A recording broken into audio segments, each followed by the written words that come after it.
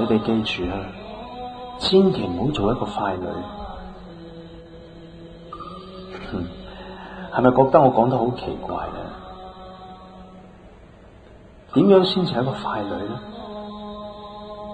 嗱，譬如人哋講你好，你就會笑；人哋講你唔好，你就拉長塊面。咁樣人哋就叫你喊，你就喊；叫你笑就笑。咁咪傀儡咯。嗱，如果你真係一個漢子，你就唔應該俾人哋牽住個鼻走。名利場中嘅朋友，我諗你哋會聽到，更加會明白噶啦。做人千祈唔好自討苦吃啊！記住，有智慧嘅人做事就會往快樂嘅地方去想，業障重嘅人就會越諗越生氣，於是乎就會煩惱。記住，唔好自討苦吃。開心又係做人，喊又係做人，點解唔揀開心呢？做人最緊要就係心平氣和，千祈唔好同人哋拗，因為一拗你又唔開心，人哋又唔開心。遇到同你哋嘅意見唔同嘅人，好真誠咁回敬一句阿彌陀佛，咁樣就可以解千難，何等自在啊！喺世間上有好多敵人，但你最大嘅敵人就係無事煩惱。因為當你花時間去煩惱，你就冇時間去解脫煩惱。記住，如果遇到有任何煩惱嘅事，諗辦法去和解。點樣和解？退一步，海闊天空，量大福大。邊度有解決唔到嘅事情噶？只要你替對方設想下，咩煩惱都冇晒噶。仲有，大家都知道小不忍則亂大謀，但係講就係咁講，做當然難啦。最後只係可以同你哋講一句：退一步，海闊天空。你哋又知唔知道，如果你哋唔退一步嘅話，成日掛住喺度嬲，係幾咁傻啊？你嘅敵人最中意就係你嬲，你嬲就中佢哋嘅計噶啦。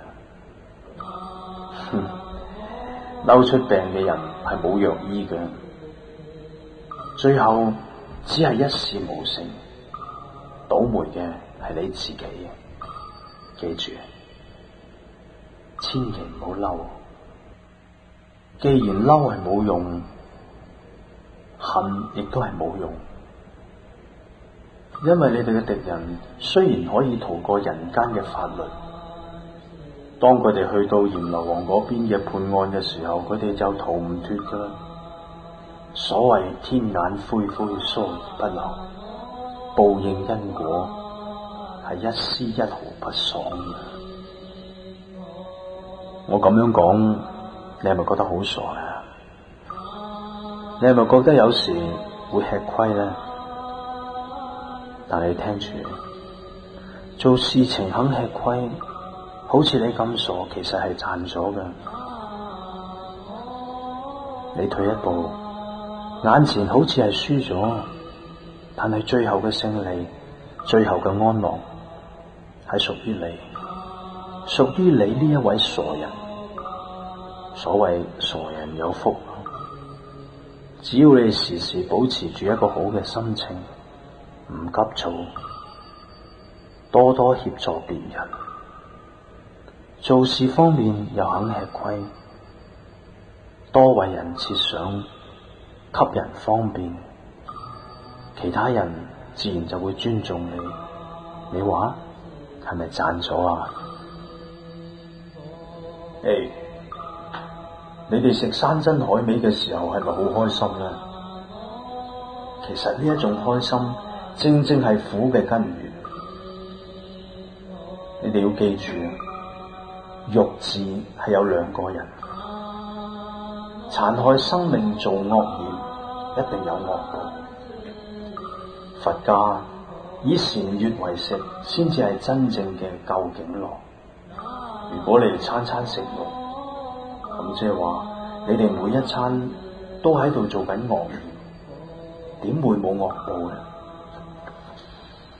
人死咗之後，埋喺墳墓，你哋每日大魚大肉，肚裏邊咪變成可怕嘅墳墓咯。你想得到智慧嗎？如果想嘅話，首先要放低我是人非，聽從善人教導，內心學習奉行，咁樣你唔單止有智慧，仲有大福報添。不能從善如流嘅人，你嘅智福就多極有限。仲有，你唔好以為做壞事就冇人知道。凡心即係佛心，一念妄動，諸佛皆知。佛以太空為身，所以盡太空是佛身，是佛眼。即使你匿埋喺一間黑暗嘅斗室，匿埋喺地下嘅洞室，只要你做壞事，你就未離佛身，逃不過佛眼嘅。有錢係咪真係開心？我就唔見得。好多人因財而招橫禍，記住要用錢嚟修福修慧，有咗德行先至係真正嘅快樂。切忌為富不仁。你嘅行為如果係好嘅，人哋自然就會尊敬你。你嘅行為唔好，人哋就唔會將你放喺眼裏邊。好壞完全係在於你自己。人生做任何事都要求上進，發揮自己嘅才華，咁樣先至叫做福慧雙修，受人尊敬。一切嘅苦樂都係自招。睇到人哋嘅好處，心裏邊係幾咁快樂。如果你淨係睇到呢個唔啱，嗰個唔好，唔單止心裏邊苦，而且更加到處冇人緣添。喺呢個世上，你再強又點啊？只不過係喺蝸牛角上爭天地，喺愚人面前請智慧，喺弱者面前請勇敢。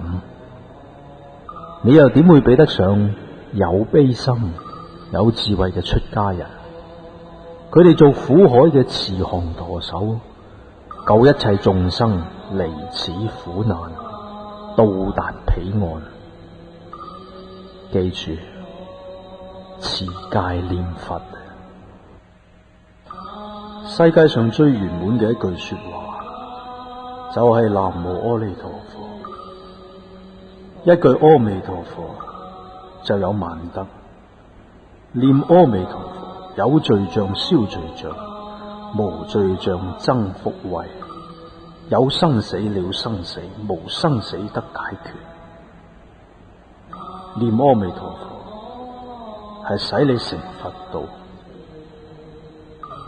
彌陀聖號就係無價之寶，就算你一日賺1萬、8萬、1000萬，都唔能夠抵過你念1分鐘佛號嘅功德。一時世財，一時出世功德，如何能比？念佛生西，出3界家，就算你唔剃頭都可以出家。閻羅王最怕念佛嘅人，只要你念阿彌陀佛，閻羅王就會同你講：恭喜你去西方極樂世界，唔好嚟我呢度。其實我都好想去西方。你心念佛時，就係向住極樂世界跑；如果你心想財色名食睡，咁樣就係朝住地獄走而已啫。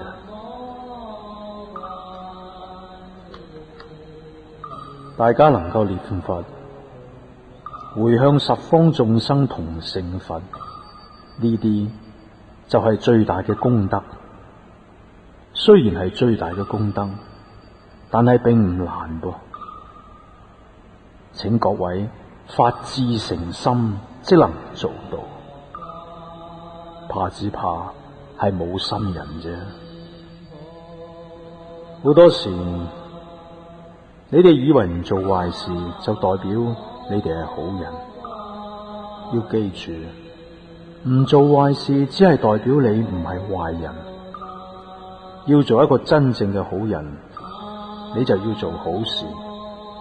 如果你係好心，但係冇做好事嘅，又點會有好報呢？你喺名利上邊不擇手段咁爭奪，咩富貴名位都做過，但係如果你未曾修佛，咁又點可以成佛呢？所以如果你未念佛嘅，你就係一位世界上最苦惱嘅人。醒啦！佛陀係有大悲心，你唔解脫喺六道裏邊嘅受苦，無量諸佛就會為你掛心，就好似佢哋嘅兒子生病，就好似你哋嘅父母睇到你哋生病嘅時候，又點會唔流眼淚呢？記住，修行就可以逃難。喺業障敵人果報未捉到之前，就要趕快咁逃跑，逃到去西方極樂世界去求阿彌陀佛，否則就來不及噶啦。到時你就會見到閻羅王噶啦。唔好以為老咗就對念佛係冇用嘅，老年人念佛係最有用嘅，因為歲月無多，可以看破放下世間嘅一切，念佛求生西方，咁樣對佢哋係最有用嘅。修道最妥善嘅方法，等我同你慢慢講下。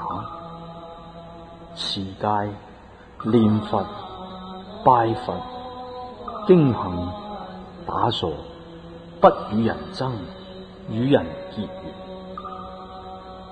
好多時有好多人，佢哋念咗10幾年佛，仲係得唔到佛法嘅好處。記住，修行係要與生活互相融合。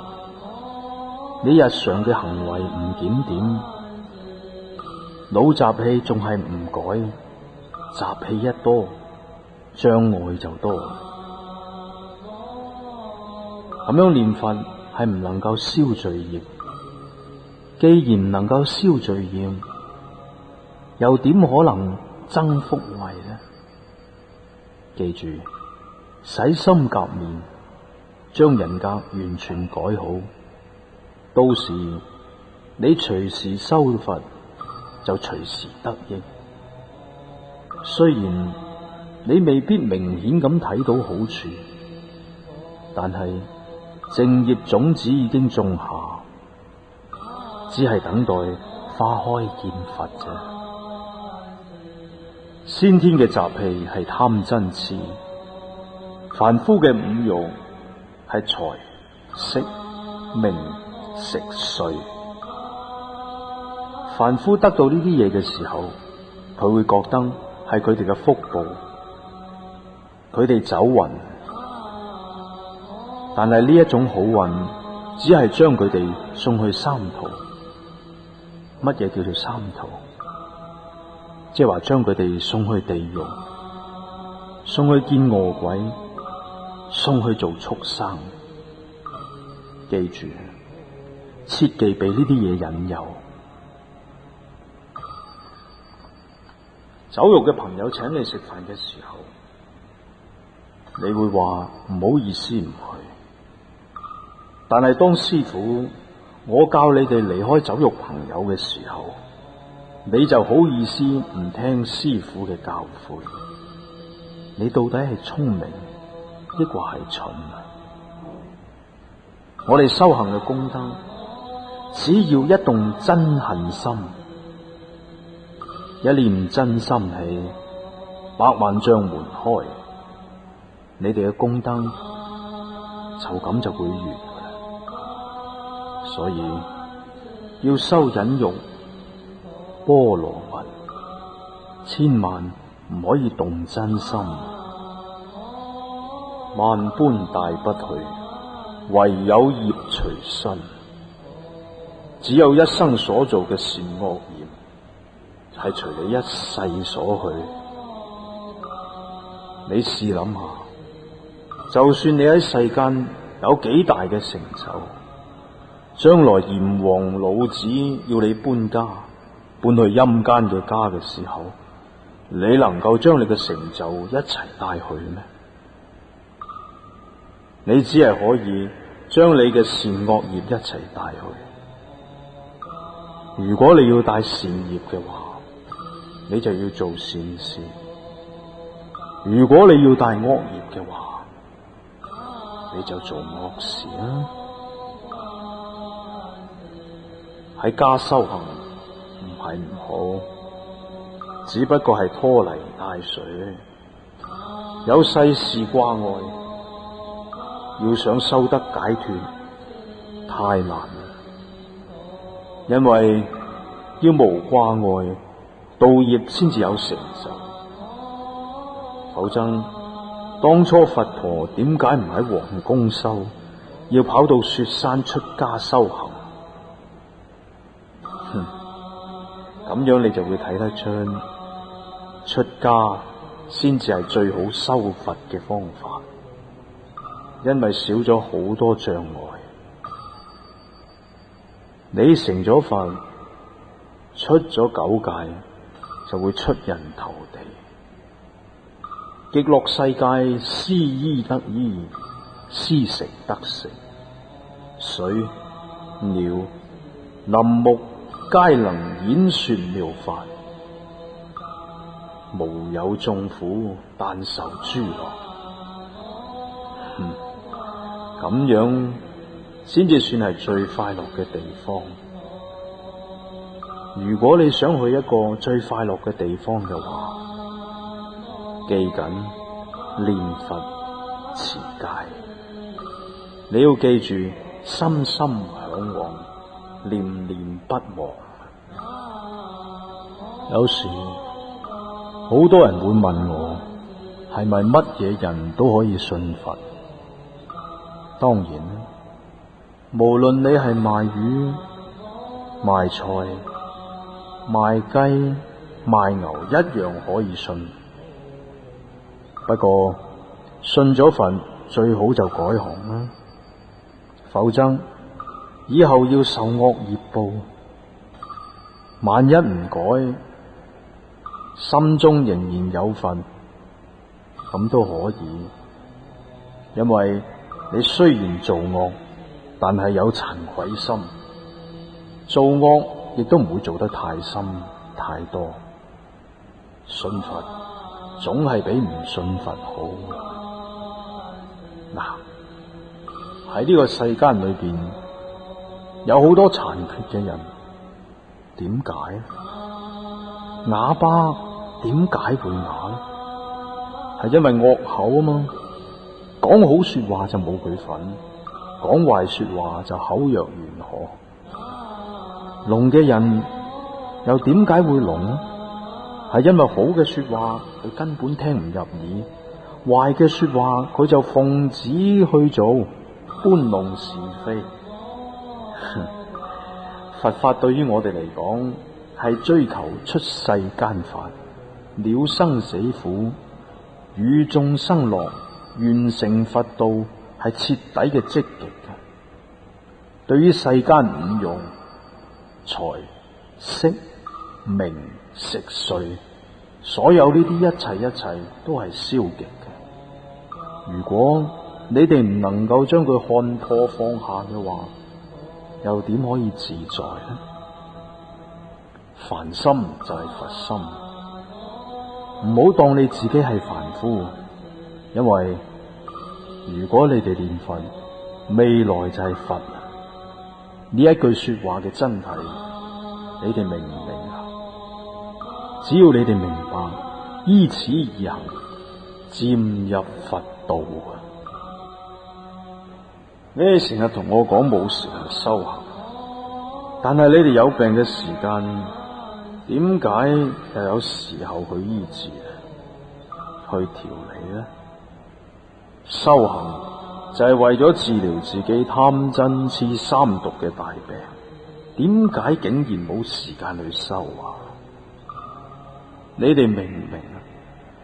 你哋完全係害自己，自己都唔知。記住，要多修，先至能夠將呢個大病治好嘅。人嘅壽命係有限，如果你嘅壽命只係得20歲嘅話，你而家唔算年輕，其實已經年老噶啦。過新年又增1歲，實實在在應該係話減1歲至啱。亦即係話，你哋見閻王嘅時間就快到噶啦。有咩咁值得高興？有乜嘢咁值得可喜啊？因果係報應不爽，修善一定有樂報，做惡必定受痛苦，根本就冇討價還價嘅餘地。令到你哋增加菩提道嘅人，先至係真正對你好嘅人。如果令你增加感情對你好嘅嗰啲，只係拉你去六道輪迴嘅人啫，要敬而遠之啊！喺臘月30嘅時候，每一位朋友要好好思維，喺過去嘅1年裏邊，你哋嘅品德有冇變好？道業有冇增長？無明業障消咗幾多？要使菩提道業增加得圓圓滿滿，煩惱業障消除得乾乾淨淨。記緊，每年嘅臘月30時要好好思維。大年初1嘅時候，最吉祥嘅說話應該係點講噶？跟我講一次，恭喜你哋身好，身無病痛；恭喜你哋心好，心無貪念；恭喜你哋口好，大轉法輪，不說人間是非。知道嗎？一寸光陰，一寸明光。我哋把握時間，精進用功都嚟唔切，點解要花時間做一啲不必要做嘅事？點解要花時間去做一啲無謂嘅嘢？你哋咁樣係咪攞自己嘅命光嚟開玩笑？你哋咁樣係咪浪費自己嘅生命？你哋會唔會覺得可惜啊？石火電光嘅人生，今日雖然係存在，聽日呢？聽日可能係難保。有心人當勤精進。夫妻，古語有云：夫妻本是同林鳥，大限來時各自飛。飛去邊度？不學佛嘅人，就係隨住業力喺六道裏邊往返，甚至乎係飛到刀山樹梢嘅地獄裏面。其實喺世間全部嘅人類都係同林鳥，唔好等到大限嘅時候先至起飛，要準備好啊！因為你哋唔了解世間，唔看透世間嘅真相。如果你哋想做到嘅話，只要你哋將無量壽經下卷讀一讀，你哋就能夠明白世間，看破世間。咁樣係何等自在！世人將世間苦錯看為樂，難怪佢哋嘅顛倒。如果佢哋要好返，佛陀係無上嘅大醫師，唯有佛陀先至能夠醫你哋一切嘅身心之病。喺世間，再高明嘅醫生只係能夠醫身病，冇辦法叫你除心病嘅煩惱，因為凡間嘅醫生從來就唔識醫治心病，所以佢哋本身就有重重嘅煩惱。既然係咁，如何幫人醫治心病？心病應以心藥醫，解鈴還須繫鈴人。經典中所傳嘅係真理，有佛嘅聖號，所以經典所在之處，即為如來舍利之身，係法寶，亦都係佛寶，要心存恭敬，否則誦經不但冇功德，反而有罪過，係輕慢之罪。記住，若虔誠則獲益。如果你哋唔用心，又或者唔恭敬嘅話，修行嘅時候就有魔障。魔王最喜歡人家係做惡嘅，同佢哋相好就係做佢哋嘅魔子魔孫。你哋要修行，你哋要用功咁離開佢，佢當然會想盡辦法找你嘅麻煩。但係只要你哋用心，所有嘅魔障，你哋自自然然就降服佢哋。有時有啲人會自誇，知道你嘅前世，點樣先至可以辨明真假呢？嗱，你可以問佢哋，你哋既然有宿命通，知道我前世係乜嘢，有宿命通就絕對有他心通，一定知道我而家心裏邊係諗緊啲乜嘢，我嘅心喺邊度，請佢指出嚟。當人自誇知道你嘅前世嘅時候，又指唔出你嘅心喺邊度，佢根本就喺度呃人，唔好信佢哋。又或者，如果你想得到最保險嘅保險箱到底喺邊度嘅話，我而家話俾你聽，佛法僧寶嘅功德箱就係最保險嘅保險公司。你哋辛辛苦苦賺翻嚟嘅錢寄存喺銀行，係唔一定永遠保有嘅。放喺眾僧道場嘅功德箱，呢個功德嘅寶藏係生生世世，係永永遠遠屬於你哋嘅。